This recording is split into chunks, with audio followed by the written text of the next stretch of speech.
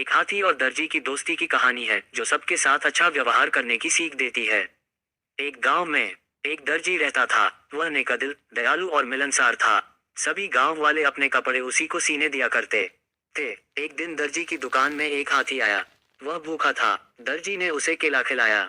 उस दिन के बाद से हाथी रोज दर्जी की दुकान में आने लगा। दयालु दर्जी उसे रोज केला खिलाता। बदले में हाथी कई बार उसे अपनी पीठ पर बिठाकर सैर पर ले जाता। दोनों की घनिष्ठता देखकर गांव वाले भी हैरान थे। एक दिन दर्जी को किसी काम से बाहर जाना पड़ा। उसने अपने बेटे को दुकान पर बिठा दिया। जाते जाते वह उसे केला देते हुए कह गया कि हाथी आए तो उसे खिला देना। दर्जी का बेटा बड़ा शरारती था। दर्जी के जाते ही उसने केला खुद खा लिया। जब हाथी आया तो उसके शैतानी दिमाग में एक शरारत सूझी। उसने एक सुई ली और उसे अपने पीछे छुपाकर हाथी के पास गया। हाथी ने समझा कि वह केला देने के लिए आया है, इसलिए अपनी सूंड आगे बढ़ा दी। उसके सूंड बढ़ाते ही दर्जी के बेटे ने उसे सुई चुभो दी। हाथी दर्द से बिलबिला उठा। ये देखकर दर्जी के लड़के को बड़ा मजा आया और वह ताली बजाकर खुश होने लगा। दर्द से बिलबिलाता हाथी गांव की वहां जाकर उसने अपनी सूंड पानी में डाल दी। कुछ देर नदी के शीतल जल में रहकर उसे राहत महसूस हुई। उसे दर्जी के लड़के पर बड़ा गुस्सा आ रहा था।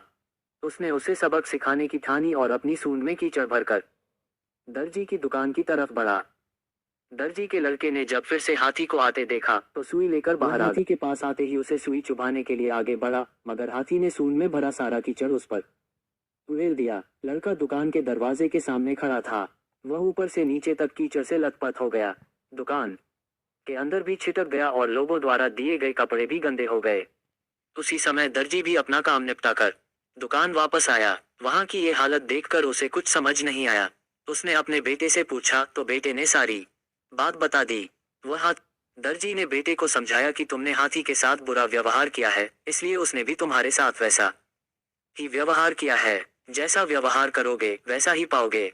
आज के बाद किसी के साथ बुरा मत करना। फिर दर्जी ने हाथी के पास जाकर उसकी पीठ सहलाई और उसे केला खिलाया।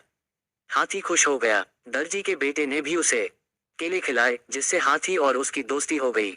उस दिन के बाद से हाथी दर्जी के बेटे को भी अपनी पीठ पर बिठाकर घुमाने बेटे ने शरारत छोड़ दी और सबसे अच्छा व्यवहार करने लगा। जैसा करोगे वैसा भरोगे। जैसा व्यवहार दूसरों से चाहते हो वैसा व्यवहार दूसरों के साथ करो। बुरे काम का बुरा नतीजा।